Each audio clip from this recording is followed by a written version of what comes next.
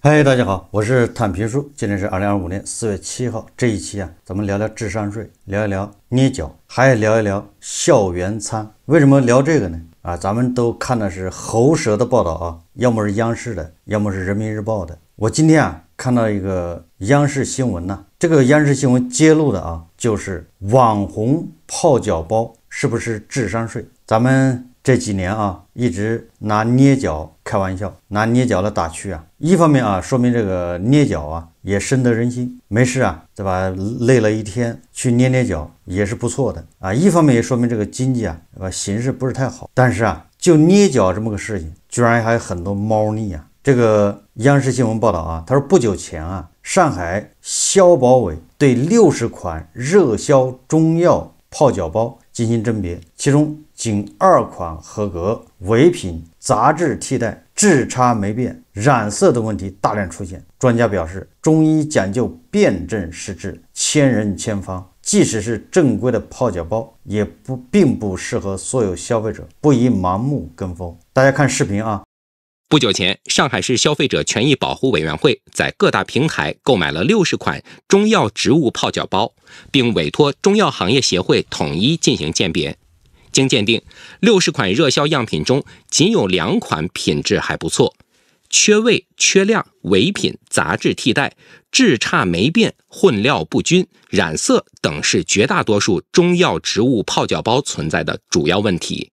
缺位非常的严重，达到了90%左右。其中的一个样品来说吧，它是36位，只有检到了5位。检测的过程中呢，可能还存在着一些伪品，比如说用大血藤来冒充鸡血藤，加工时水分的控制量不好，它容易出现一些霉变的情况。然后还有一些染色的，就是产于我们云南或新疆的一些普通的红花来冒充藏红花。专家表示，部分中药植物泡脚包不仅原料有问题，也没有遵循中药配伍原则。即使确实用的是正规配方，中医也讲究辨证施治，千人千方。泡脚包并不适合所有的消费者，因此不宜盲目跟风。对于消费者来说，确有养生需要的话，应该如何选择购买中药泡脚包，从而避免对健康产生危害呢？目前，我国对于泡脚包这一最新流行的网红产品，还缺乏统一的质量检测标准和规范的生产流程要求。市场上的泡脚包产品质量参差不齐，优劣难辨。针对这种情况，需要进一步提升监管力度。专家还建议，有养生需要的消费者应在医生或药师的指导下购买中药材泡脚，避免使用劣质产品伤害身体健康。我们也提醒广大的消费者，在购买植物泡脚包的时候，肯定还是要认清一些比较靠谱的商家。同时呢，我们也提醒各大平台，希望各大平台能够加强相关的管控，真正能够让植物泡脚包造福给我们广大消费者。我看了这个报道之后我才想起来我经常去捏脚的时候然后服务员就会往那个脚盆里面放一个药包，那药包是干啥的我也不知道，我也很少问我的印象里那个药包好像是就在那个套餐那个价格里面，他没有让你选，说你要不要这个，或者要什么规格的当然了，或许是我已经长时间没有去这个捏脚，恐怕捏脚这个行情已经变了，我可能不知道。总之我以前去捏脚好像没人让我选，说加不加药包，加什么样的药包，总之那个盆里面是有药包的，我有印象。把一个捏脚搞得这么复杂，还跟中医扯上了中医本来它就是个文化，传统文化，泡脚包又跟中医扯上，那不妥妥的就是智商税吗？我有时候在想咱们连吃的东西都搞不定，食品安全咱们都顾不过来都解决不了。那你说这个泡脚的这个药包，那你说我们怎么管得过来？这个泡脚的药包以次充好是吧？不达标，那不就太正常了吗？我们吃的东西都不能认真对待，你泡脚的东西怎么可能认真对待呢？况且这玩意是个新生事物，它都没有国家标准，甚至都没有行业标准。所以说这个看样子以后泡脚你得特别注意，对吧？什么泡脚包都不要，就是用普通的水。60款产品仅2款合格，怎么说呢既然没有国家标准，也没有行业标准，那2款合格是以什么为标准说它合格呢？所以这就是个问题好就好在这玩意不是吃的，只是泡脚。看样子这个智商税是无处不在。相比较啊，这个网红泡脚包，对吧？这个交智商税啊，泡脚包不合格，泡脚包以次充好，这个相对于这个而言呢，那更恶劣的那就是校园餐。这个校园餐不仅是吃的，而且是孩子们吃的，是学校里面吃的，而且是大家盯的比较多的，媒体啊经常报道的。而且校园餐一旦出问题，那影响的面比较广，不仅影响下一代的身心健康，更多的是它影响的人多啊。而就是这么一个校园餐问题频出啊，屡禁不绝。我们再看人民日报报道啊，4月7号啊，人民日报有篇文章叫缩水的校园餐肥了谁？山西粉溪二中食堂食材费1072万多元，约40%被贪占。缩水的校园餐肥了谁？他这个人民日报文章说啊，他说为整治中小学校园餐存在的突出问题，守护舌尖上的安全，山西省纪委监委通过深挖案件背后责任、作风和腐败问题，对发现制度漏洞和机制梗阻，针对性地提出促改促治措施，推动从个案查处、重点惩治向系统施治、全域治理提升转变，真正让校园餐成为阳光餐、泛心餐。这是人民日报报道的，他报道了什么东西呢？他说啊，主要是这个临汾市粉溪县第二中学。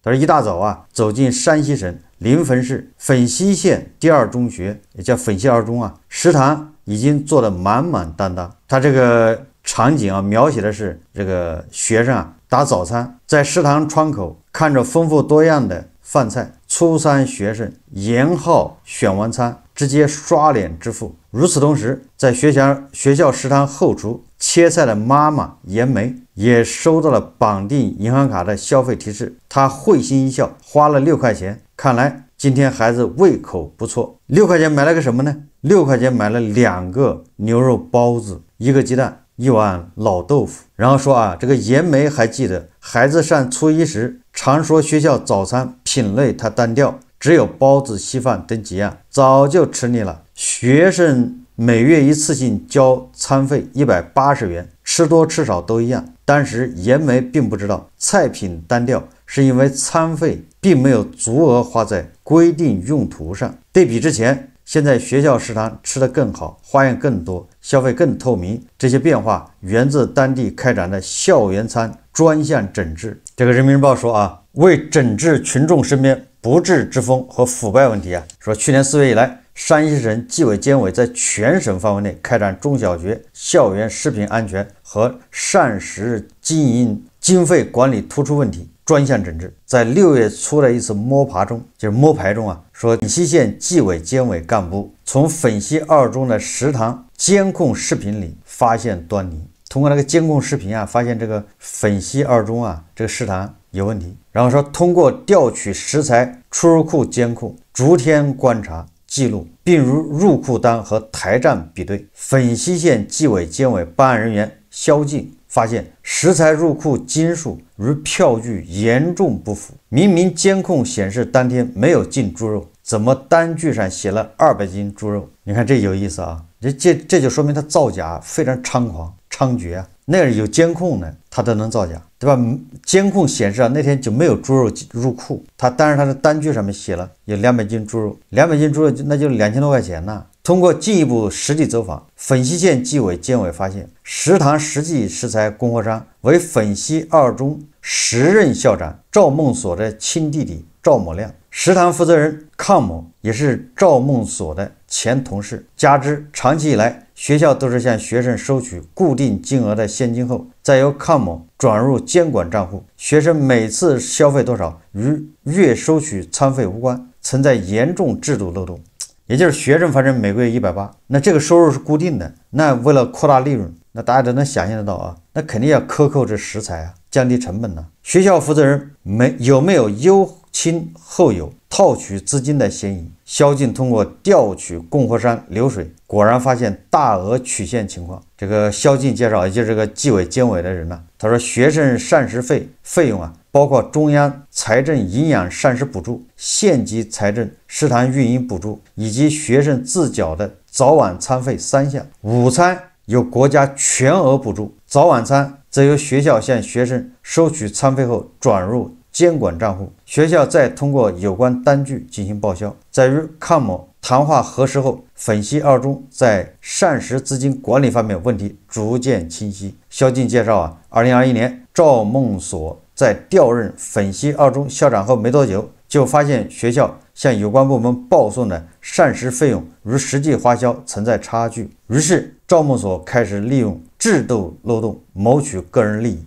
但是我们发现赵孟所存在截留餐费、虚列名目、套取食材费、重复报账、套取营养午餐运营费等问题。肖进介绍赵孟所通过康某截留学校膳食资金122.89万元，并通过其弟弟作为白手套虚列套取食材费161万元。也就是这个人呢，他不仅截留款项，把这钱直接截留出去，他还通过他弟弟虚列这些食材费，再把这个钱通过他弟弟这个白手套再套出去。学生的盘中餐是家长的心头念，却成为某些人的唐僧肉，真正吃到学生口中的不足60%。你看40%被他扣掉了。古有喝冰雪，对吧？现有吃学生餐的。这个肖进介绍经过统计，在赵孟所任校长期间，学校应用于购买食材的费用总额1072万多元，但被截留套取挤占的食材费就有420多万元，占比40%。不仅如此，学校还存在食材以次充好、菜品以素代荤、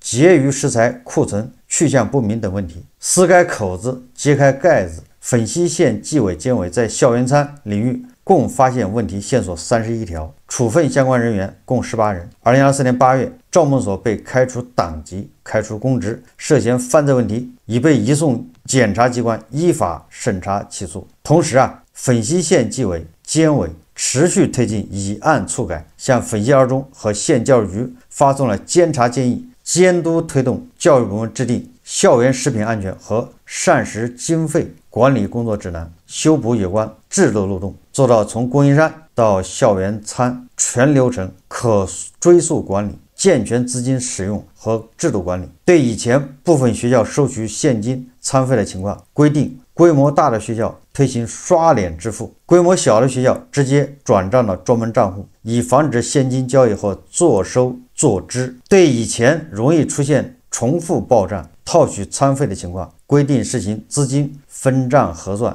分账管理、专款专用，并由有关部门不定期进行审核。截至目前说山西省纪委纪检监察机关已查处贪占学生餐费、插手招标采购、收受回扣等问题，累计立案1827件，处分1994人，推动3657所中小学按规定成立校园膳食监督家长委员会并开展工作，同时向全社会发布公告，举例奖励举报校园餐违法行为，真正让校园餐成为阳光餐、放心餐。你看这个校园餐咱们媒体也关注的比较多，家长关注也比较多，舆论呢也是经常讨论。但是这个校园餐的问题那就是屡禁不止一个山西省就立案1827件，他没说涉及多少学校我想你一个学校10个人吧涉案，那他也有180多个学校这什么概念那也就是说这个校园餐出问题，对吧？克扣学生的这个伙食，以次充好，贪污占用，这个应该是个普遍现象为什么整个社会这么关注？那关于校园餐的问题还这么多呢？问题到底出在哪儿？你看这个山西省纪委这个检察机构建议先是有关制度漏洞的修补，然后呢从供应商到校园餐桌全流程可追溯管理，然后这个对于资金的使用那更是比较严密首先是刷脸支付，那就精确到人嘛，对吧？然后如果规模小的学校呢，那就直接转账到专门账户，专门账户那就是对它进行叫监管嘛，监管资金，就像那个房地产的那个监管资金一样，防止现金交易后坐收坐支。然后就是对资金分账核算、分账管理、专款专用，这些措施表面上看非常完善，但问题在哪儿呢？问题就是缺乏监督。虽然他后面也说了学校成立膳食委员会，每月家长开放日邀请家长代表陪餐，然后请家长为员工参与饭菜制作，这些措施看上去都还可以，但是都没有办法杜绝校园餐出问题。因为蛀虫它一定是想方设法去突破你的底线，找到你的漏洞。这就是为什么校园餐这问题屡禁不止、屡抓不绝的一个主要原因。每一次一出事那个有关部门都要进行整顿，然后就完善制度。但是完善来完善去，最后是越抓越多，越整顿越多，并不能杜绝。咱们有句俗话叫上有政策下有对策。校园餐呢就是个唐僧肉。校园餐有3部分呢，一部分是学生教的一部分，然后一个是国家拨的一部分，国家拨的是校园午餐，然后地方政府还补贴一部分，就是你在食堂的运营。你看这钱就是唐僧肉这个钱都是固定的。这个钱一固定之后呢，你想那些经商的人呢，他的利润要扩大化，他的收入是稳定的，那他要做的就是节约成本，就是克扣，想办法偷工减料，这样他的利润才会越来越大。最好的办法是什么呢？就是监督，就是这个食堂要开放，容许社会，容许媒体，更容许家长随时随地去监督，去查账。你只有这样开放透明，对吧？你能做到这一点，那就不法商贩他就没有漏洞可钻。如果你选定谁去监督，对吧？你比如说选哪个家长监督，那个家长很容易被买通人非圣贤孰能无过？人都有弱点，对吧？你搞那么多制度，又是资金监管，又是刷脸，难道他就没有办法突破吗？所以说你只有把这个校园餐整个过程都开放，对吧？容许媒体去，容许这个家长，甚至容许社会人士，对吧？随时随地去监督，你只有这样才能杜绝校园餐的问题。你想一想，在河南有一些超市一个超市非常传统，对吧？是传统的不能再传统的一个生意，一个行业，基本没有什么核心的技术，还有什么商业秘密，因为那个是个传统行业，都被人家玩明白了。就这么一个超市，一它没有办法走出河南，没有办法复制；二它一刻也不能离开热搜，对吧？一个星期要上好几次热搜。明明它打造的是一个网红经济，但是他非要把自己说成是个商超，然后进行宣传，靠流量活。有很多人呢，仅仅因为他宣传的对员工好最低工资多少多少，所以就信了。信了也不要紧，因为这是一个良好的愿望。我们每个韭菜都希望老板鼓住，对吧？主顾能够给高工资，能够善待员工。但是美好愿望不能建立在虚假的泡沫上面，或者叫虚假事实上面。我们以这个三只羊为例三只羊它是一个叫直播带货，是曾经是顶流但后来出事了。它是顶流，你知道它一年卖多少货吗？对吧？得比某些超市呢多得多第二，它对员工怎么样？对吧？三只羊的员工工资也很高，恐怕比那个超市工资还高，对吧？你要高管，三只羊的高管工资更高，比那超市的店长那不是高出多少倍？这个能理解吧？那为什么没人去批评这个三只羊呢？大家盯着三只羊是盯着他卖的货以次充好，对吧？食品安全有问题。但是为什么大家不骂三只羊呢？是因为三只羊他从来没说我多厉害，我这个他没有做降智宣传，他就是在一声一声的家人们声中让你慷慨解囊，人家赚的也明白。那些超市它本身它就是个网红经济。网红经济什么特点呢？就像三只羊是一样的，它是靠流量，靠你喜欢它，靠你喜欢成为他的家人，你成为他的粉丝，你为他掏腰包，就这么简单。然后我们所有的平台，你不能接受2个三只羊或者3个三只羊，你全网不能搞几百个三只羊吧？没有办法，它只能养活1个三只羊，三只羊不能复制，是不是这道理你就是复制了三只羊，你也超越不了。你这么一对比，你就发现那些超市它就是一个网红经济那为什么没有人讴歌，没有人那么的粉丝去推崇三只羊呢？说三只羊你对员工这么好，对吧？网红经济就是网红经济，你坦坦荡荡承认，没人骂你。明明是个网红经济，他非要把它打扮成传统的商超的教父，这是一种病全世界商超它的主要的客户都是本地，不是靠全国或者全球的客户来采购。我说是商超，但有一个商超它是靠全国的粉丝去采购去支持，那个它就不是商超，它就是三只羊另一个形式。三只羊只是把东西寄给你，这个商超呢只是你要亲自前往，坐着高铁坐着飞机然后再坐地铁到那儿，就这点区别。当然这个有那么一点跑题就是这样的超市他也接受不了你去这个监督。他自说自话说我给员工发了多少钱，对吧？然后呢他又说我本来不想赚2个亿的，结果最后年底一算赚了几个亿，哎，他一面说我把大量的钱都发给员工了，股东嘛收益很少，一面说我一不小心又赚了2个亿，就是他前后矛盾，你知道吧？没有人去关心他，反正他说什么就是什么。这种企业大行其道，实际上就助长了弄虚作假这种歪风邪气。我已经说过了啊，对吧？我在我很多节目都说了，这样的企业它给当地经济，对吧，带来增长，哎，它一年卖100亿，对吧？这样的企业它给员工啊稍微好一点，这都是好事，值得表扬。但是不能改变它网红经济这个事实，你不能颠倒黑白，你不能混淆视线，你更不能借着这个，对吧？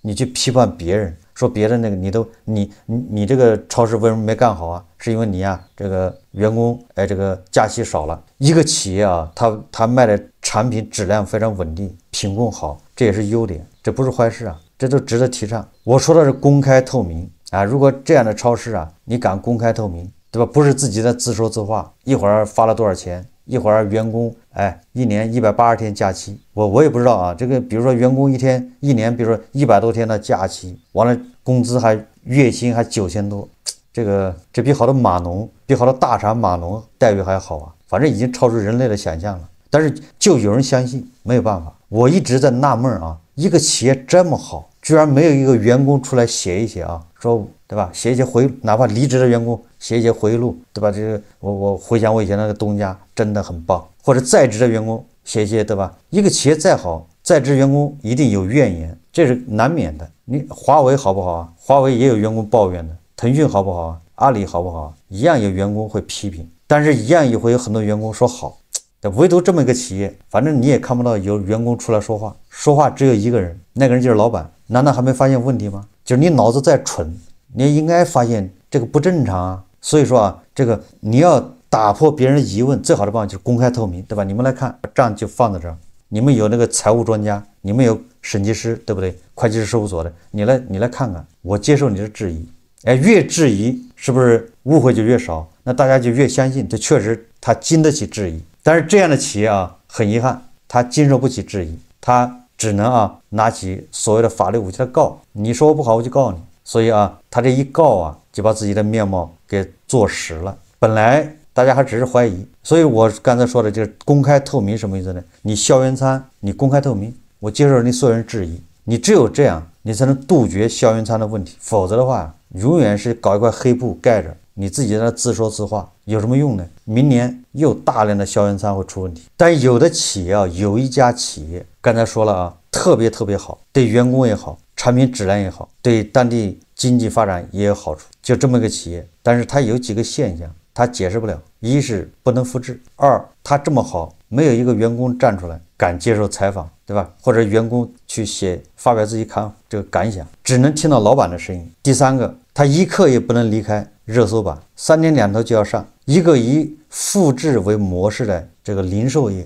偏偏复制不了，这本身就是个问题。所以最后咱们再说一下校园餐的问题非常重要，因为它涉及到青少年的身体健康、家长关心、社会关心。要杜绝这个事情，只有公开透明，没有别的办法。你指望自查自纠，那是做梦。好，这期节目我们就聊到这里，感谢大家收看。如果喜欢我的节目，欢迎订阅转发，也可以在下方留言评论，谢谢大家。